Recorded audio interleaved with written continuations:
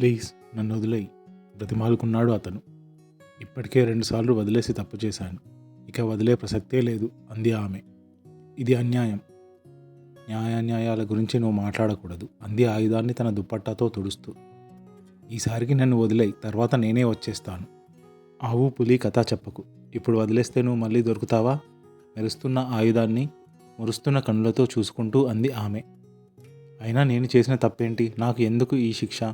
అదే ఆయుధం వైపు భయంగా చూస్తూ అడిగాడు అతను. ఓ, నీకు తెలియదా? టీవీ సీరియల్లో భర్త క్యారెక్టర్లా నటించకు. నీకు అన్నీ తెలుసు. అయితే మాత్రం ఇంత పెద్ద శిక్ష? 2 ఏళ్ల క్రితం ప్రేమించాను అని వెంటబడ్డాను. 1 ఏడాది క్రితం అందరినీ ఒప్పించి పెళ్లి చేసుకున్నాను. ఇదేనా నేను చేసిన తప్పు? భర్త అంటే భరించేవాడు అని కదా? భరించాలి మరి.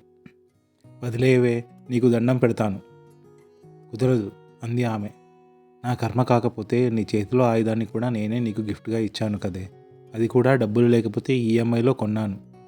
సరే, కట్టుకున్నాక తప్పుతుందా? ఏం చేయాలో చెప్పు అన్నాడు. షూట్.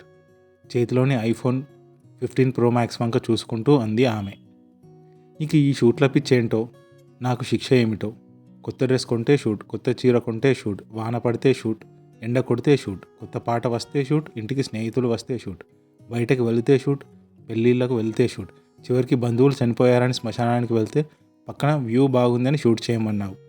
ఇలా చంపే బదులు గన్ తీసుకొని షూట్ చేసి నన్ను చంపేయి. నాకు ఇది అలవాటు చేసింది తమరేగా.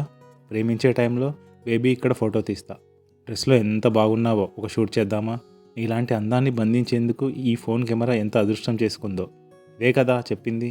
నన్ను మార్చింది నువ్వు, అనుభవించాల్సింది నువ్వే. అది అది నసిగాడు అతను. నీళ్లు నమిలింది చాలు, మొదలెట్టండి షూట్ అంది ఆమె.